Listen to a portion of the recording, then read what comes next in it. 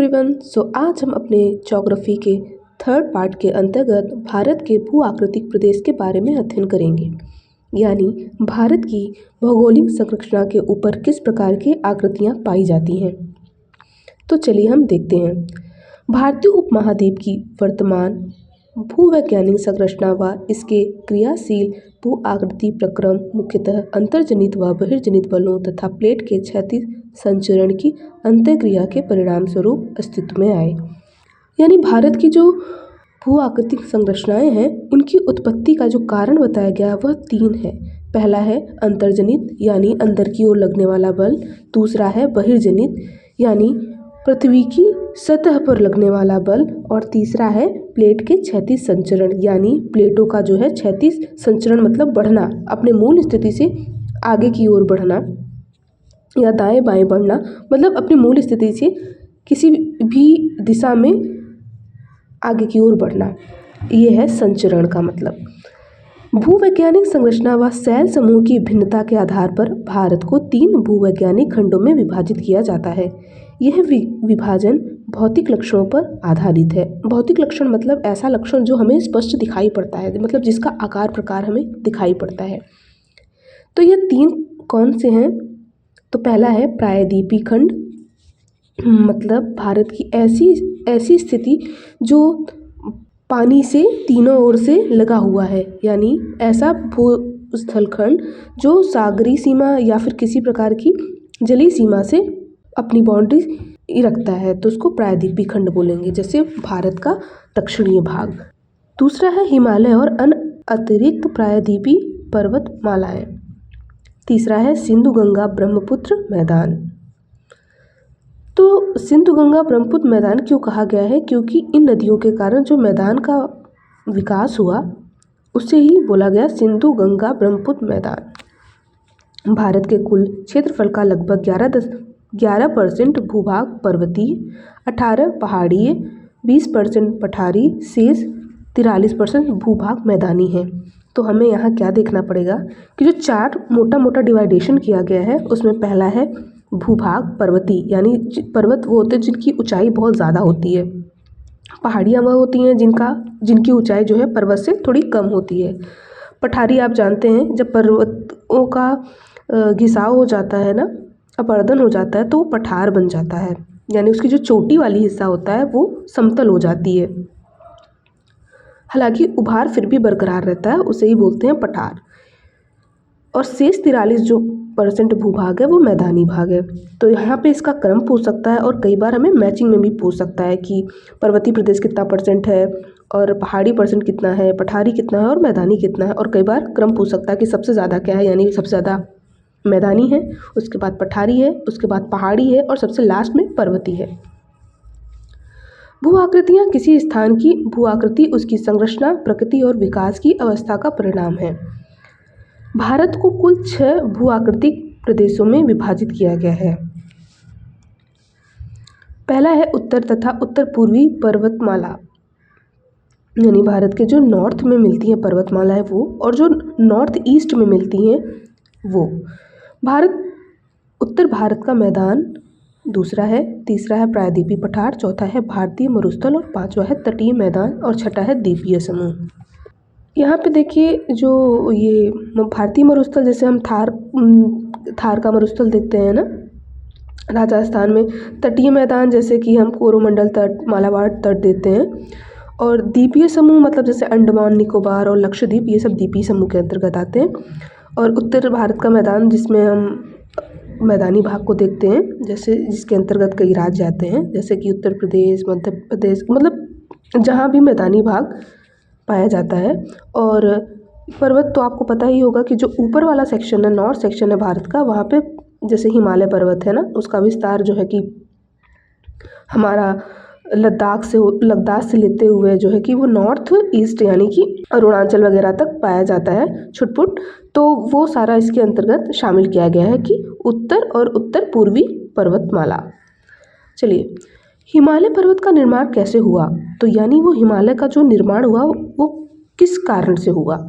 तो यूरेशियाई प्लेट यानी यूरोप और एशिया जो एक प्लेट है, जैसा कि हमने कल पढ़ा था कि गोंडवाना लैंड और अंगारा लैंड दो बड़े प्लेट थे, तो हम सब जो थे मतलब जो इंडिया था वो गोंडवाना लैंड का भाग है। तो ऐसा नहीं है कि गोंडवाना लैंड का जो भाग इंडिया है वो इंडिया जितना ही छोटा प्लेट है, नहीं, वो बहुत बड़ा प्लेस है। उसको यूरोप और एशिया, मतलब जो यूरोप का कुछ पार्ट और जो एशिया का कुछ पार्ट उसके अंतर्गत आता है, इसलिए उस पूरे प्लेट का ही नाम पड़ गया यूरेशियाई प्लेट।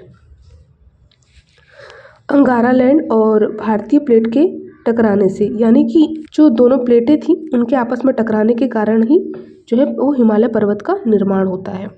देखिए, जब दो प्लेट आपस में टकराएंगी तो जब वो आपस में टकराएंगी तो उनके जो आप मलबे होंगे है ना, वो ऊपर की ओर आएंगे, कुछ नीचे की ओर धंसेंगे, तो इसकी वजह से जो है वो निर्माण होता है ये हिमालय का। जैसे आप कभी मिट्टी में आपने वो खुरचनी या फिर खुरपी जो होती है ना, उसको अगर आप चलाओगे तो मिट्टी का एक लेयर, दो लेयर, ऐसे लेयर लेयर बन जाता है, तो एक उभार सा आ जाता है। तो यही एक बहुत बड़े लार्ज स्केल पर हुआ है, इसीलिए इतनी बड़ी संरचना बनी है। प्लेट विवर्तन की सिद्धांत के अनुसार हिमालय उत्पत्ति का कारण क्या माना जाता है? तो टिथिस सागर में जमे मलबों के दबाव व टिथिस सागर के अवसादों में वलन मतलब होता है कि उसमें मोड़ आना, मतलब एक लेयर के बाद दूसरा लेयर, फिर उसके ऊपर तीसरा लेयर, मतलब लेयर दर लेयर वो ऊंचाई को पाना, इसको बोलेंगे वलन। हिमालय का निर्माण किस काल में हुआ? तो टर्सियन काल में, जैसा कि कल पढ़ा भी गया था हम लोग के द्वारा। उत्तर का पर्वतीय प्रदेश, हिमालय का प्रादेशिक विभाजन। तो प्रादेशिक भाग जो है उसकी लंबाई और विस्तार, तो जो प्रादेशिक भाग है उसमें पंजाब हिमालय, कुमायूं हिमालय, नेपाल हिमालय और असम हिमालय। अब इनका लंबाई पूछेगा तो पंजाब की 560 किलोमीटर, कुमायूं की जो है वो 320 किलोमीटर, नेपाल हिमालय की 800 किलोमीटर और असम हिमालय की 750 किमी। तो यहाँ पे हमें पर्टिकुलर कौन सा हिमालय कितना लंबाई का है ये याद रखना है, साथ ही हमें इनका क्रम याद रखना कि सबसे ज़्यादा विस्तार किसका, तो नेपाल हिमालय का, उसके बाद किसका है तो असम हिमालय का, फिर पंजाब हिमालय का और सबसे छोटा मतलब कुमायूं हिमालय का है। ये जो पंजाब हिमालय है, अब ये किन नदियों के बीच के स्थल के अंतर्गत आता है? तो पंजाब हिमालय सिंधु और सतलुज नदी के मध्य का स्थान है। कुमायूं हिमालय सतलुज एवं काली नदी के मध्य का स्थान है। नेपाल काली एवं तिस्ता नदी के मध्य का स्थान है और असम हिमालय तिस्ता, दिहांग एवं ब्रह्मपुत्र नदी के मध्य का स्थान है। यानी दो नदियां हैं, उनके बीच का जो स्थल है उसको किसी पर्टिकुलर नाम से जाना जाता है, तो इसी हिसाब से इसका प्रादेशिक विभाजन हुआ है।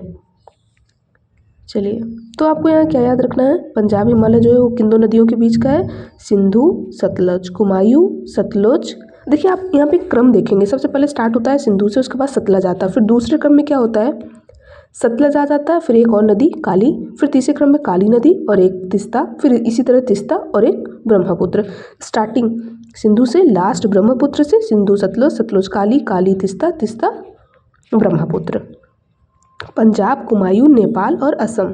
कुमायूं हिमालय का सर्वोच्च पर्वतीय शिखर कौन सा है? तो नंदा देवी। अच्छा, ये जो कुमायूं हिमालय का नंदा देवी है ये हमारा उत्तराखंड जो प्रदेश है उसके अंतर्गत आता है। गंगोत्री हिमनद किस हिमालय में अवस्थित है? तो कुमायूं हिमालय में। देखो गंगोत्री भी उत्तराखंड के अंतर्गत आता है, तो हिमालय कौन सा पड़ रहा है वहाँ पे? Kumaon Himalaya.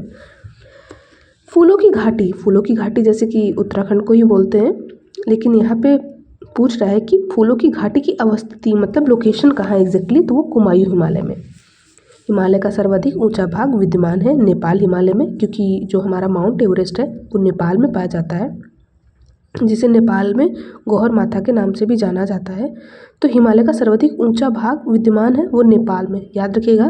Mount Everest India में नहीं नेपाल में पाया जाता है, इसलिए ये नेपाल हिमालय में बताया गया। पश्चिमी भाग की अपेक्षा हिमालय के पूर्वी भाग की ऊंचाई में जैव विविधता पाई जाती है, यानी कि वहाँ पर जो वेजिटेशन है वो बहुत अधिक पाया जाता है कंपेयर टू वेस्ट पार्ट, यानी कि लद्दाख वाला जो रीजन है और जो हमारा असम और अरुणाचल का जो रीजन है उसमें आप खुद ही पता होगा कि जो हमारा नॉर्थ ईस्ट वाला पार्ट है वहाँ पे वेजिटेशन मतलब बहुत अधिक पाई जाती है। उसका एक बहुत बड़ा रीज़न है कि उस क्षेत्र में बारिश अच्छे से होती है। तो हिमालय की सबसे ऊंची पर्वत श्रेणी कौन सी है? विश्व की सबसे ऊंची पर्वत श्रेणी कौन सी है? हिमालय। ऊंची की बात की गई है ना। हिमालय के प्रादेशिक विभाजन की संकल्पना किसने दी? तो ये जो प्रादेशिक विभाजन हुआ जिसमें हम लोगों ने पंजाब हिमालय, ठीक है, उसके बाद फिर हम लोगों ने देखा कि कुमायूं हिमालय, नेपाल हिमालय और असम, इनका जो विभाजन मतलब इनका जो नामकरण किया गया वो किनके द्वारा किया गया, तो ये सिडनी बुरार्ड। हिमालय अपनी वर्षा का अधिकांश भाग किस मानसून से प्राप्त करता है, तो दक्षिण पश्चिमी मानसून से। यानी भारत जो है अपनी अधिकतम वर्षा जो है हिमालय रीजन में कहाँ से प्राप्त करता है, तो दक्षिण पश्चिम मानसून से प्राप्त करता है। क्योंकि ये जो मानसूनी हवाएं होती हैं हमारे बंगाल की खाड़ी से होते हुए फिर धीरे धीरे ऊपर की ओर बढ़ती हैं, तभी तो देखा ना हम लोग पढ़ते भी हैं कि जो चेरापूंजी है ना वहाँ पे बहुत ज़्यादा बारिश होती है ना, तो ये जो भाग है वो नॉर्थ ईस्ट में ही आता है। यही रीज़न है कि यहाँ पे बोला गया कि जो वेजिटेशन है वो कहाँ ज़्यादा पाया जाता है, तो ये है जो हमारा भारत मतलब हिमालय के पूर्वी भाग में। हिमालय से निकलने वाली सभी नदियाँ हैं सतत वाहिनी, मतलब कंटिन्यूअस फ्लो इनका रहता है, इसीलिए सतत वाहिनी बोला गया। सतत मतलब जो कंटिन्यूस होता रहे। हिमालय पर्वत श्रेणी संबंधित तथ्य, तो मुख्य हिमालय की परतदार चट्टानें जीवाश्म मुक्त हैं। मुख्य हिमालय किसे बोला गया, जिनका विकास क्रम प्रारंभिक काल में हुआ होगा ना उनको बोला गया मुख्य हिमालय, मतलब जिनका जो है वो निर्माण सबसे पहले हुआ उन्हें बोला गया मुख्य। तो वहाँ पे क्या था कि तब जीवाश्म इसलिए नहीं पाए गए क्योंकि वहाँ पे वेजिटेशन नहीं थी स्टार्टिंग में, इसलिए वहाँ पे जीवाश्म भी नहीं पाया गया, इसीलिए यहाँ पे बोला गया कि चट्टानें जीवाश्म मुक्त हैं। लघु हिमालय की परतदार चट्टानों में समुद्री जीव जंतुओं के जीवाश्म मिलते हैं। तो लघु हिमालय का निर्माण ऐसा नहीं है कि वो बहुत अलग से हुआ, नहीं, जब हमारा हिमालय का निर्माण हो रहा था तो जो उसका टॉप पोर्शन था उससे जो टूट करके जो नीचे की ओर गिरा है ना, उनसे जो है कि लघु हिमालय का निर्माण हुआ। तो जो मुख्य था वो तो ऊपर ही रह गया, लेकिन जो टूटा फूटा उसमें कुछ भौतिक रासायनिक गुण भी आने लगे, तो जिससे वहाँ पे जीव जंतु भी पनपे और उसके बाद फिर वहाँ पे जीव जंतुओं के जीवाश्म मिले। बाह्य हिमालय या शिवालिक हिमालय में मानव सभ्यता के अवशेष मिले। ये जो शिवालिक है बाह्य हिमालय इसलिए कहा जाता है क्योंकि ये मुख्य हिमालय, मध्य हिमालय है ना, जिसे हम लघु हिमालय भी बोलते हैं, है ना। एक देखिए हिमालय कैसे है, इसका विभाजन देखिए हम नॉर्थ से साउथ की ओर, तो सबसे पहले ट्रांस हिमालय है, ठीक है, फिर महान हिमालय है, फिर मध्य हिमालय या लघु हिमालय बोलते हैं, फिर शिवालिक है ना, 4 इसमें डिवाइड किया गया है। तो जो बाह्य हिमालय क्यों कहा गया, क्योंकि सबसे बाद में बने, जिसे शिवालिक हिमालय भी बोलते हैं। अच्छा, ये जो बना ना, ये जो ऊपर की मतलब एक लेयर जैसे गिरी है ना, इकट्ठा हुई, फिर उससे जो लेयर गिरी इकट्ठा हुई, फिर उससे भी जो लेयर गिरी और इकट्ठा हुई, सबसे लास्ट में उसको शिवालिक नाम दिया गया। तो देखिए यहाँ पे मतलब मानव रहने योग्य कुछ भौतिक दशाएं रही होंगी, इसीलिए यहाँ पे मानव सभ्यता के अवशेष मिलते हैं, क्योंकि वहाँ पे मानव रहना स्टार्ट किया होगा, वहाँ उसने बसावट की होगी, क्योंकि भौतिक संरचनाएं और जो वहाँ की परिस्थितियाँ रही होंगी वो थोड़ी बहुत अनुकूल रही होंगी मानव के रहने के लिए, इसलिए यहाँ शिवालिक हिमालय में ही मानव सभ्यता के अवशेष मिलते हैं। जहाँ मानव रह पाएगा उसके रहने योग्य दशाएं होंगी, वहीं मानव का बसाव होगा और फिर वहीं से मानव की सभ्यता का विकास होगा। हिमालय पर्वत नवीन वलित पर्वत श्रृंखला है ना।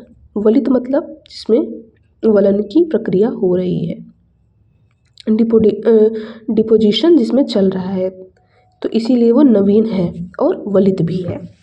हिमालय का वर्तमान स्वरूप हिमानी तथा प्रवाहित जल के कार्यों द्वारा निर्मित हुआ है। हिमानी मतलब जो बहुत ही ठंडे प्रदेश होते हैं जहाँ पर बहुत बड़ी और बहुत ही विशाल क्षेत्र में बर्फ़ का जमाव होता है, उसको हिमानी बोलते हैं ना। मोटा मोटा आप समझ सकते हैं कि एक ऐसा पर्वतीय या फिर ऊंचा और बहुत ही विस्तृत भाग जो कि बर्फ़ से ढका हुआ होता है उसे हिमानी बोलते हैं। यदि हिमालय पर्वत श्रेणियाँ नहीं होती तो भारत का सर्वाधिक संभाव्य भौगोलिक प्रवाह क्या होता है। देश के अधिकांश भाग में साइबेरिया से आने वाली शीतलहरों का अनुभव होता है। यानी जो साइबेरिया जानते हैं ना, जो यूरोप का जो रशियन जो क्षेत्र है वहाँ पे साइबेरियन मैदान पाया जाता है ना, वहाँ पे इतनी ज़्यादा टफ स्थिति होती है रहने की, यानी वहाँ शीत यानी वहाँ ठंड बहुत ज़्यादा होती है, तो उससे जो हवाएं आती हैं उससे हमारे देश की जो रक्षा करता है वो करता है हिमालय, क्योंकि वो इतना ऊंचा है कि वहाँ से आने वाली ठंडी हवाओं को रोक लेता है ना। इस वजह से हमारे यहाँ साइबेरिया से आने वाली शीत जो हवाएं होती हैं उनसे हमारी रक्षा करता है। तो यहीं तो यहाँ पे यही बोला गया है कि देश के अधिकांश भाग में साइबेरिया से आने वाली शीत लहरों का अनुभव होता। अगर हिमालय ना होता, लेकिन हिमालय है तो हमें अभी इतना अनुभव नहीं होता है, क्योंकि वो टकरा जाती हैं हवाएं और वो रोक लेता है हिमालय वहाँ से आने वाली ठंडी हवाओं को, लहरों को। सिंधु गंगा मैदान इतना सुविस्तृत जलोढ़ मृदा से वंचित होता। मतलब जलोढ़ मृदा मतलब ऐसी मृदा जिनमें उपजाऊ क्षमता बहुत अधिक होती है ना। और ये जो जलोढ़ मृदा का जो क्षेत्र बना वो मैदानी, क्योंकि जो मैदानी क्षेत्र में आने वाली गंगा नदी का जो बहाव, देखिए जब कोई नदी कहीं से बहती है ना, फिर वहाँ से आगे की ओर बढ़ती है तो वहाँ पे मिट्टी की नई लेयर बन जाती है, जिसे जलोढ़ बोला जाता है। तो ये काफ़ी उपजाऊ होती, तो हम इससे भी वंचित रहते। यही बोला गया कि सिंधु गंगा मैदान इतना सुविस्तृत नहीं होता, मतलब काफ़ी विशाल क्षेत्र में नहीं फैला होता, और उससे बनने वाला जलोढ़ मृदा जो है क्षेत्र, उससे हम वंचित रह जाते अगर हिमालय नहीं होता। मानसून का प्रतिकूल वर्तमान प्रतिरूप से भिन्न होता, यानी कि जो मानसूनी हवाएं होती हैं, जो मानसून होते हैं, उनसे जो अभी वर्तमान में हमें बेनिफिट हो रहा है उससे हम वंचित रह जाते अगर हिमालय ना होता। क्योंकि हिमालय है तो जो हमारा दक्षिण पश्चिम से आने वाली मानसूनी हवाएं हैं, जब वो ऊपर की ओर बढ़ती हैं तो जो हमारा हिमालयी क्षेत्र है उससे टकराती हैं, और फिर जब कोई भी जल वाष्प भरी हवाएं होती हैं वो किसी ठोस संरचना से टकराती हैं तो फिर वो वहाँ पे बारिश करती हैं। तो हमारे यहाँ जो मानसून है वो इसी के कारण पाया जाता है ना। तो इससे भी हम वंचित रह जाते यदि हिमालय ना होता। तो ये हमारी जो मौसम, जो बारिश करने वाली हवाएं होती वो जाकर के हिमालय की संरचनाओं से ना टकराती और ना बारिश होती, और ना ही इस तरह की मानसून हमारे यहाँ पाया जाता। तो हिमालय के होने के बहुत से बेनिफिट हैं ना, यहाँ पे 3 दिए गए हैं प्रमुख रूप से। अब देखिए, जैसा कि हमने बताया ना कि हिमालय जो है वो 4 मुख्य नॉर्थ टू साउथ भागों में डिवाइड है। तो पहला हमने ट्रांस की बात की थी, तो यहीं पे बता रहा है कि जो ट्रांस हिमालय है इसका जो एरिया है वो कहाँ पाया जाता है। तो ये इसे अन्य किस नाम से, ऐसा तो नहीं कि हिमालय सिर्फ हमारी कंट्री में, नहीं, हिमालय जो संरचना है वो नेपाल, तिब्बत है ना, भूटान और इंडिया और भी देशों में है। जो कि अब यहाँ पे बोला गया कि ट्रांस हिमालय जो है वो किस और नाम से जाना जाता है, तो तिब्बती हिमालय या तिब्बती हिमालय किसे कहा जाता है, तो ट्रांस हिमालय को। तो हिमालय का जो पार्ट जिस देश में अधिक मात्रा में पाया जाता है उसको उसी उपनाम से जाना जाता है। तो यहाँ ट्रांस हिमालय का एक बड़ा मेजर पोर्शन जो है वो तिब्बती भाग में पाया जाता है, इसलिए यहाँ पर ट्रांस हिमालय बोला। ट्रांस हिमालय को तिब्बती हिमालय भी बोला गया। ट्रांस हिमालय के अंतर्गत कौन सी पर्वत श्रेणियाँ सम्मिलित हैं, तो काराकोरम, लद्दाख, जास्कर एवं कैलाश। यानी ट्रांस जो हिमालय है उसमें भी पर्वत श्रेणियाँ होती हैं कि एक क्रम होता है पर्वतों का, ठीक है ना। तो उसे ही पर्वत श्रेणी यहाँ पे हम देख सकते हैं। देखिए काराकोरम है ना जी, देखिए यहाँ पे बोला भी गया है काराकोरम, लद्दाख, जास्कर एंड कैलाश। तो आप यहाँ देख सकते हैं जो हमारा ऊपरी भाग है इसमें काराकोरम, लद्दाख, जास्कर और फिर आप देखेंगे यहाँ पे कैलाश श्रेणियाँ हैं, ठीक है। ये हमारा ऊपर का ही पोर्शन है। अब देखते हैं और क्या बोला गया। ट्रांस हिमालय की सबसे ऊंची चोटी कौन सी है, तो गॉडविन ऑस्टिन। ट्रांस हिमालय की सबसे ऊंची चोटी मतलब होती है जिसका ऊपर टॉप पार्ट जो है वो थोड़ा शंखवाकार होता है ना, कॉनिकल शेप जिसे बोलते हैं, उसे ही चोटी बोला जाता है। तो गॉडविन ऑस्टिन, या इसको दूसरे किस नाम से जानते हैं, केटू। केटू याद रखिएगा, ये जो है इंडिया के पार्ट में ही आता है केटू। विश्व की सर्वाधिक तीव्र ढाल वाली चोटी राकापोशी कहाँ स्थित है, ट्रांस हिमालय में। देखिए तीव्र ढाल उन्हीं का होगा जिनकी ऊंचाई बहुत ज़्यादा होगी, है ना, और साथ ही जो उनकी जो ढलान होगी वो सीधे की ओर होगी, मतलब बहुत अधिक क्षैतिज स्थिति में नहीं होगी, ऊर्ध्वाधर स्थिति में होगी। तभी तो इसमें बोला गया कि तीव्र ढलान वाली चोटी राकापोशी ट्रांस हिमालय। जहाँ पे ऊंचाई बहुत अधिक होगी, है ना, तो वहीं पे ही तीव्र ढलान भी होगा। तो इस वजह से यहाँ पे ट्रांस हिमालय के अंतर्गत ही ये आता है और इसका नाम है राकापोशी। ट्रांस हिमालय में स्थित किस पर्वत श्रेणी को उच्च एशिया की ड्रीण कहा जाता है, तो काराकोरम श्रेणी को। वैसे तो ट्रांस हिमालय में स्थित किस पर्वत श्रेणी को अगर बोले, या तो देखिए वैसे तो रीढ़ की हड्डी जो है वो पामीर के पठार को भी बोला जाता है, लेकिन अगर बोले ट्रांस हिमालय में स्थित किस पर्वत श्रेणी को, मतलब पर्टिकुलर ट्रांस हिमालय में और उसमें भी पर्वत श्रेणी को पूछे, तो उच्च एशिया की ऋण कहा जाता है, उच्च एशिया की ऋण कहा जाता है काराकोरम श्रेणी को। काराकोरम श्रेणी का पश्चिमी विस्तार कहाँ तक है, तो पामीर पठार तक। देखिए यहाँ पे बोला भी गया ना, पामीर पठार। काराकोरम श्रेणी का पूर्वी विस्तार कहाँ पर है, तो कैलाश श्रेणी। तो काराकोरम आप देख रहे होंगे, इसमें पूर्वी बोले तो कैलाश, पश्चिमी बोले तो हमारा पामीर का पठार। देखिए यहाँ पे काराकोरम पूर्वी, कैलाश, पश्चिमी, पामीर। ये आपको दिखाई पड़ रहा होगा पामीर ग्रंथि, इसको पामीर ग्रंथि को पठार भी बोला गया है। तो यहाँ पे देखिए क्या बोला गया, काराकोरम श्रेणी का पश्चिमी विस्तार जो है वो पामीर घाटी और पूर्वी विस्तार जो है वो कैलाश श्रेणी।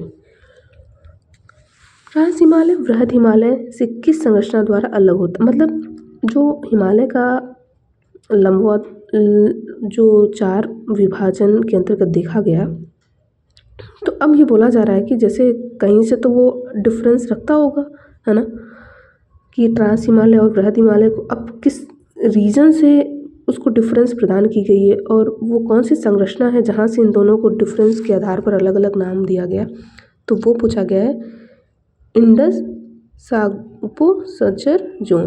तो ITSZ द्वारा ट्रांस हिमालय वृहद हिमालय से किस संरचना द्वारा अलग होता है, तो इंडस सांगपो सचर जोन। ये आपको याद रखना होगा, ठीक है ना। ट्रांस हिमालय के किन श्रेणियों के मध्य में से होकर सिंधु नदी बहती है, तो ट्रांस हिमालय की जो श्रेणियां हैं वो कई सारी हैं। जैसे हमने ट्रांस हिमालय में काराकोरम भी देखा, फिर है ना काराकोरम देखा, फिर लद्दाख देखा, फिर ये जास्कर देखा, है ना, पीर पंजाल देखा। लेकिन इसमें पूछ रहा है कि जो सिंधु नदी है वो कहाँ से होके बहती है, तो आपको याद रखना होगा जास्कर एवं लद्दाख, यानी कि ये लद्दाख और ये जास्कर, इन दोनों के बीच से होके जो है वो सिंधु नदी बहती है। पर ये भाग किसका है, ट्रांस हिमालय का ही। अक्साई चीन किस श्रेणी में अवस्थित है, तो लद्दाख श्रेणी में। लद्दाख श्रेणी की सर्वोच्च चोटी कौन सी है, राकापोशी। जास्कर श्रेणी की सबसे ऊंची चोटी कौन सी है, तो नंगा पर्वत। भारत की सबसे गहरी गार्ज कहाँ स्थित है, तो बुंजी लद्दाख में। गार्ज एक प्रकार का जो है वो गड्ढा टाइप होता है, बहुत गहरा, है ना, तो वो है बुंजी लद्दाख श्रेणी में 5200 मीटर गहरी है। गार्ज को मोटा मोटा गड्ढा मान सकते हैं आप। पर याद रखिएगा पर्टिकुलर क्या है, वो बुंजी है और कहाँ स्थित है, वो लद्दाख श्रेणी में स्थित है। काराकोरम श्रेणी को किस उपनाम से जाना जाता है, तो कृष्णागिरी पर्वत। कृष्णागिरी पर्वत। पामीर की घाट कहाँ स्थित है, ट्रांस हिमालय में, तिब्बत। आप देखिएगा ना बहुत ऊपर ही आपको दिखाई पड़ रहा है ये हिमालय का सबसे टॉप पोर्शन है, इसे ट्रांस बोलते हैं। पामीर की पठार, तो वही पूछा गया है कि कहाँ है, तो ये हमारा ट्रांस हिमालय तिब्बत में, अगर कंट्री पूछे तो। बर्फीला हिमालय अथवा हिमाद्री किस हिमालय को कहा जाता है, तो महान हिमालय। यानी इस क्षेत्र में जो है महान हिमालय, देखिए बृहद हिमालय को कहते हैं, जो ट्रांस हिमालय के फिर नीचे पाई जाती है एक श्रेणी क्रम। तो पहला तो देखो 4 में विभाजित है हिमालय, ट्रांस, बृहद जिसे महान भी कहते हैं, फिर मध्य जिसे लघु भी कहते हैं, फिर शिवालिक। तो पहला हमने पढ़ लिया ट्रांस, अब उसके नीचे वाला बृहद हिमालय जिसे महान हिमालय भी कहते हैं। हिमाद्री है ना, उसको एक उपनाम दिया गया, मतलब उसे एक और नाम दिया गया जिसको बोलते हैं हिमाद्री। अच्छा, हिमाद्री क्यों बोलते हैं, आपको हमने बताया था कि एक ऐसा क्षेत्र जहाँ की बर्फ़ की मोटी चादर संरचना का काफ़ी विस्तार होता है, उसे हिमाद्री बोलते हैं। तो बर्फीला हिमालय या हिमाद्री किस हिमालय को कहा जाता है, तो महान हिमालय को। महान हिमालय का विस्तार कहाँ तक है, तो सिंधु नदी के नामचा बरवा पर्वत तक। महान हिमालय लघु हिमालय से किस संरचना द्वारा अलग होता है, तो मेन सेंट्रल थ्रस्ट द्वारा। इसे आपको याद रखना होगा, जैसे हमने वहाँ पे पढ़ा ना ट्रांस हिमालय और बृहद हिमालय, वैसे यहाँ पे महान हिमालय और लघु हिमालय जिसे मध्य हिमालय भी बोलते हैं, तो वो मेन सेंट्रल थ्रस्ट, जैसे हमने यहाँ पे पढ़ा था Indus Tsangpo suture zone trans बृहद। फिर यहाँ पे पूछा गया है बृहद और लघु जिसे महान भी बोलते हैं ना, देखिए बृहद और महान। तो अब ये जो सेकंड है वो मेन सेंट्रल थ्रस्ट द्वारा। इसकी सबसे ऊंची चोटी माउंट एवरेस्ट या जिसे हमने अभी बताया भी सागर माथा किस पर्वत श्रृंखला में अवस्थित है? तो महान हिमालय में। महान हिमालय जिसे बृहद हिमालय भी बोलते हैं उसमें स्थित है। अच्छा कंट्री पूछे तो ये नेपाल में। वैसे तो माउंट एवरेस्ट बट इसको स्थानीय रूप से नेपाल में सागरमाथा के नाम से जाना जाता है। ये स्थिति कहाँ है? महान हिमालय, और कभी कभी बृहद हिमालय भी दे सकता है। पर याद रखिएगा ये मध्य हिमालय, लघु हिमालय या फिर ट्रांस हिमालय में नहीं है। शिवालिक में तो इतनी ऊंची संरचना हो ही नहीं सकती क्योंकि ये हिमालय के कटे पटे क्षेत्रों से जो है वो शिवालिक का निर्माण हुआ है। हिमालय के वलय की प्रवृत्ति कैसी है? असम्मति, मतलब जो वलन है वो समान रूप से नहीं है, तो इसे बोला गया असम्मति। असम्मिति जो समान रूप से ना हो। बृहद हिमालय का पर्वतीय ढाल उत्तर में मंद तथा दक्षिण में तीव्र होने का प्रमुख कारण क्या? देखिए इंडो ऑस्ट्रेलियन प्लेट द्वारा लगने वाला अभिसारी बल।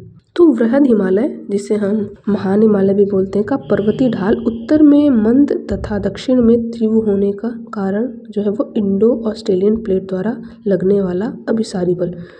तो जो देखिए जो हमारी प्लेट है वो यूरेशियन प्लेट है, उसके नीचे इंडो ऑस्ट्रेलियन है, मतलब इंडिया और ऑस्ट्रेलिया। तो देखिए जब हमारी प्लेट के नीचे कोई प्लेट होगी और उसे धक्का मारेगी तो उस जहाँ पे वो धक्का लग रहा होगा वहाँ पे कोई एक जमाव होगा, तो इसी वजह से वो जो दक्षिणी पार्ट है वो हमारे इंडो ऑस्ट्रेलियन प्लेट द्वारा धक्का मारा जाता है ना। जैसे हमने देखा कि प्लेटों का संचरण जो है वो उत्तर की ओर हो रहा है, तो इस वजह से यहाँ पे उत्तरी से ज़्यादा जो है दक्षिणी भाग में ढलान पाया जाएगा। तो यही यहाँ पे बताया गया बृहद हिमालय का पर्वतीय ढाल उत्तर में मंद मतलब धीमा है ढाल अपेक्षा दक्षिण की तीव्र होने दक्षिण में, तो ये उसका कारण पूछा गया। तो ये इंडो ऑस्ट्रेलियन प्लेट द्वारा लगने वाला अभिसारी बल।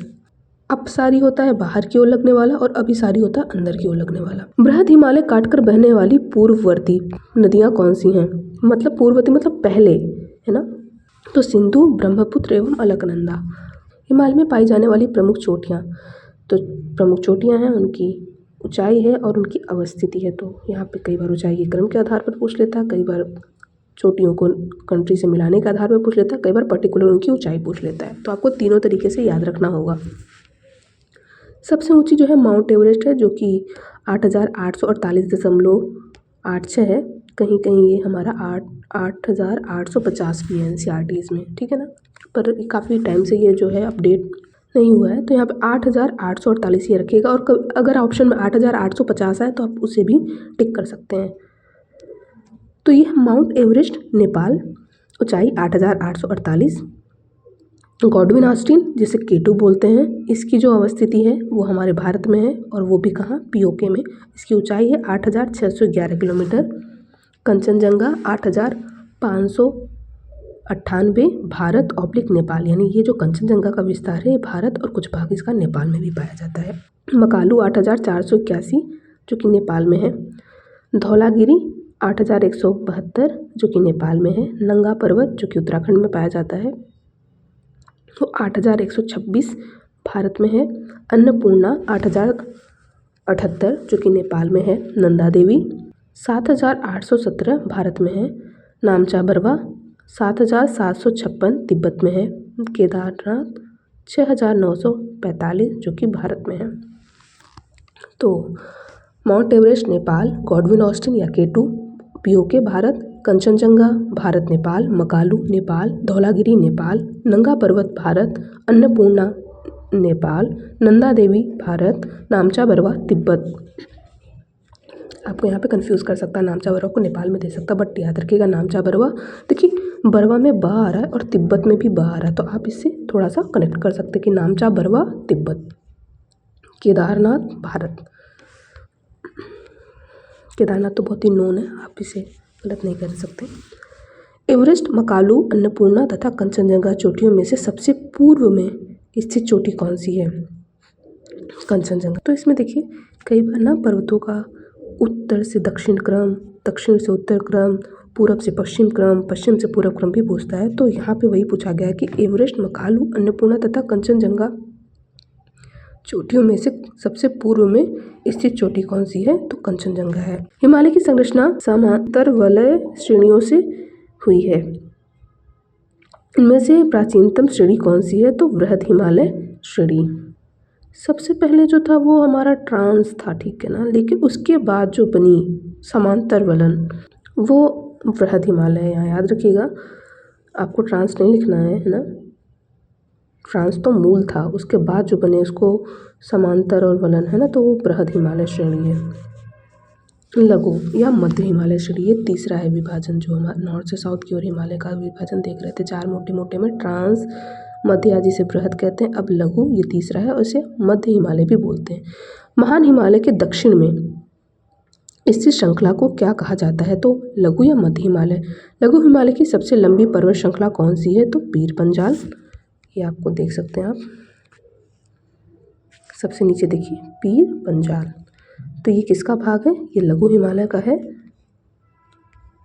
और लघु हिमालय में भी क्या बोला है? सबसे लंबी पर्वत श्रृंखला, तो पीर पंजाल।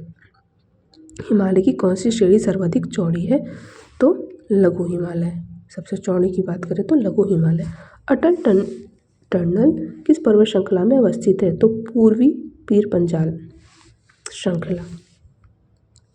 कश्मीर घाटी में हिमोर निक्षेप द्वारा निर्मित संरचना को क्या कहा जाता है? करेवा कहा जाता है।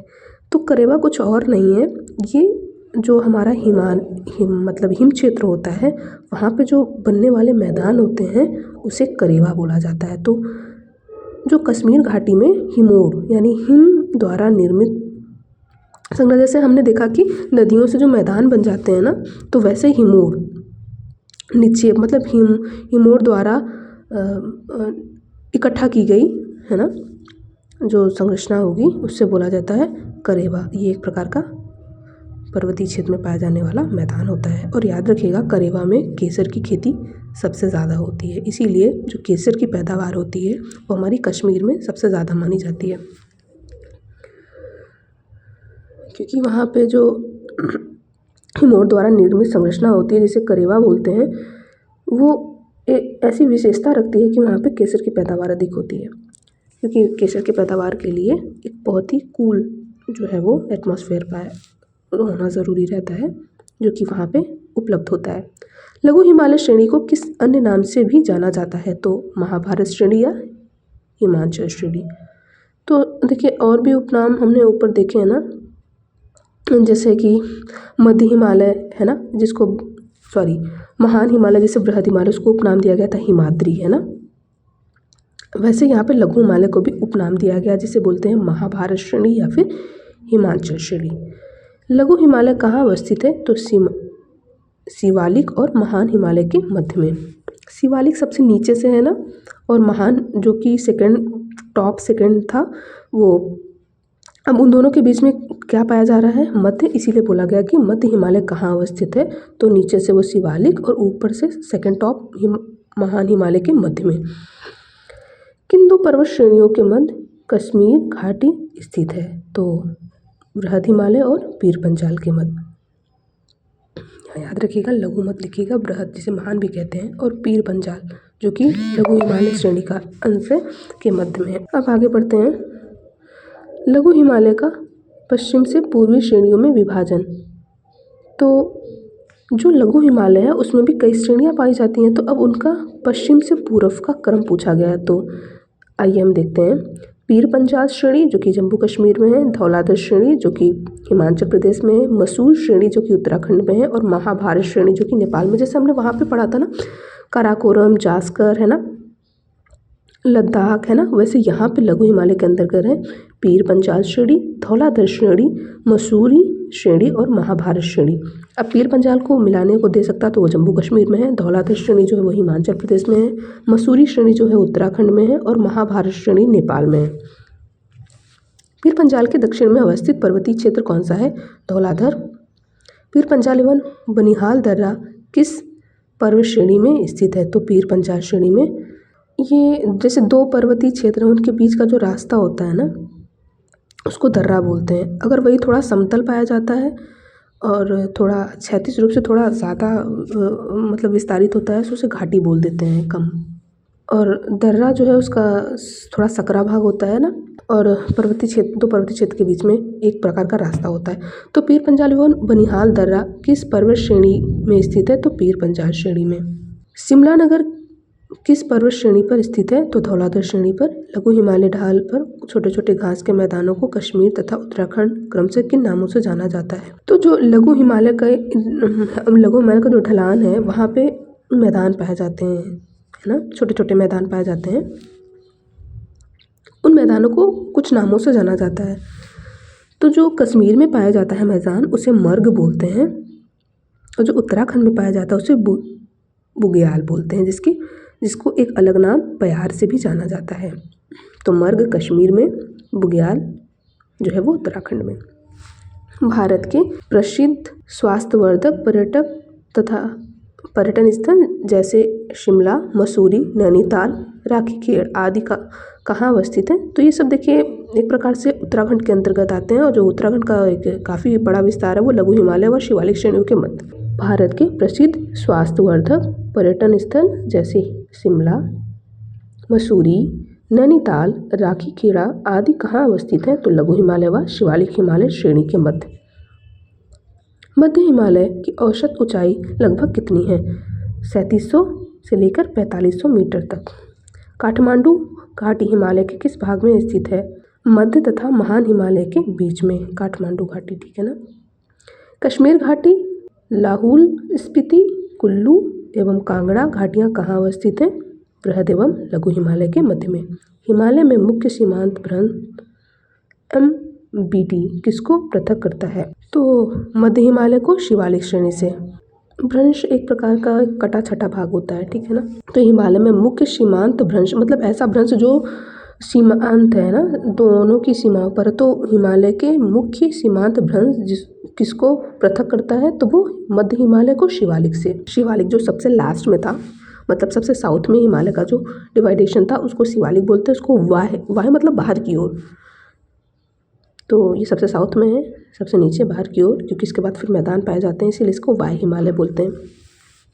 बृहद हिमालय और वाह हिमालय में अंतर है ना, ध्यान रखिएगा क्या लिखा हुआ है। तो बृहद जिसको महान बोलते हैं, लेकिन वाह जिसको शिवालिक बोलते हैं। हिमालय की सबसे बाहरी श्रृंखला, सबसे दक्षिणी, देखिए यहाँ दक्षिणी लिखा हुआ है, को क्या कहा जाता है? तो शिवालिक।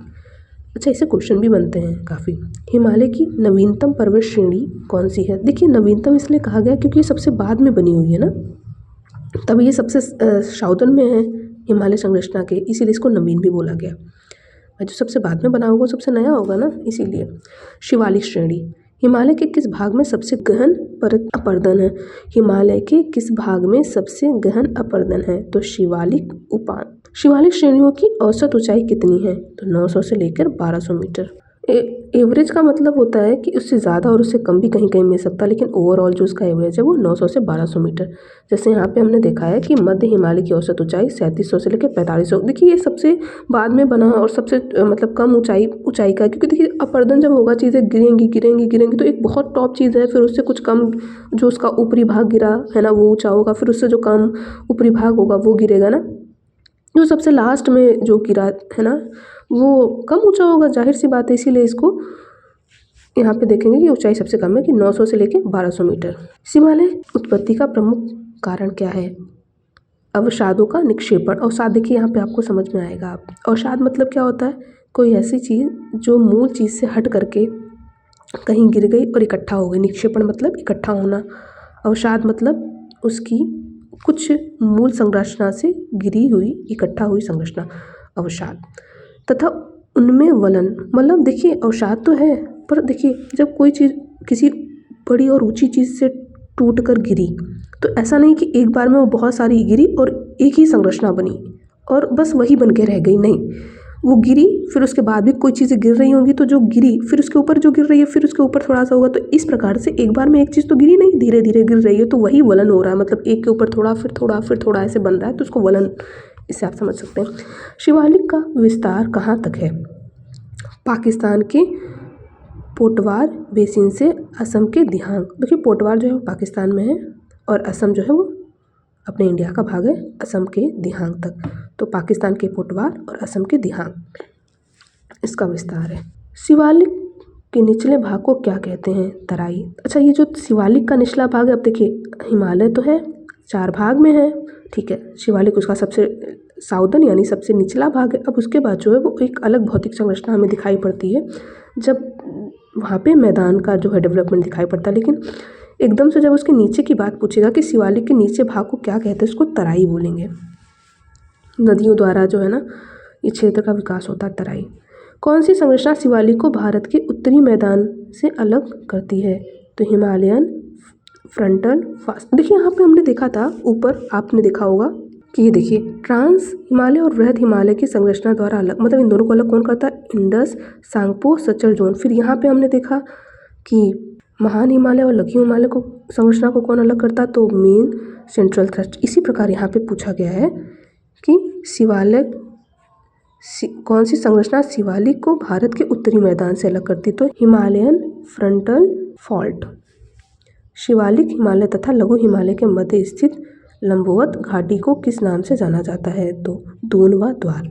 दून और द्वार जैसे हरिद्वार है ना, जैसे देहरादून, ये सब उत्तराखंड है। उत्तराखंड जो है वो लघु हिमालय के अंतर्गत है। तो ये शिवालिक हिमालय तथा लघु हिमालय के मध्य में स्थित लंबवत घाटी को किस नाम से जाते हैं? तो दून और द्वार। हिमालय पर्वत श्रेणियों में स्थित सीमांत दरार, मतलब कि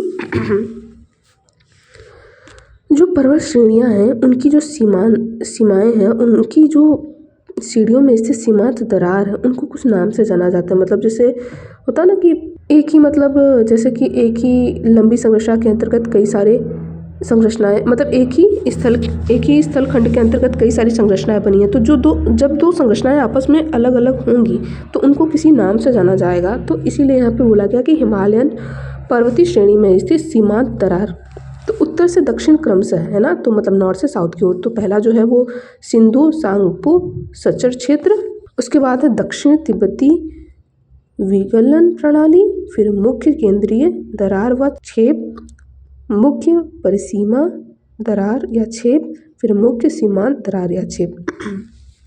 अब देखिए यहाँ पे ना आपको कन्फ्यूज़न हो सकता है, बट इसको अच्छे से याद रखना है।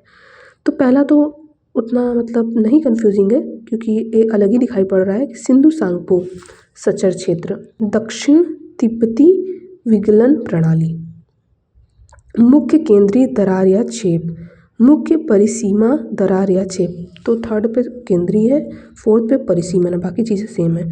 फिर मुख्य सीमांत दरार या, तो पहला सिंधु सांगपो सचर क्षेत्र, दक्षिण तिब्बती विगलन प्रणाली, मुख्य केंद्रीय दरार या छेद, मुख्य परिसीमा दरार या छेद, मुख्य सीमांत दरार या छेद। दो तो आपको क्लियर रहेगा, तीसरे में याद रखना होगा केंद्रीय वर्ड, चौथे में याद रखना होगा परिसीमन, और पांचवें में याद रखना होगा सीमांत। बाकी चीज़ देखिए सेम है।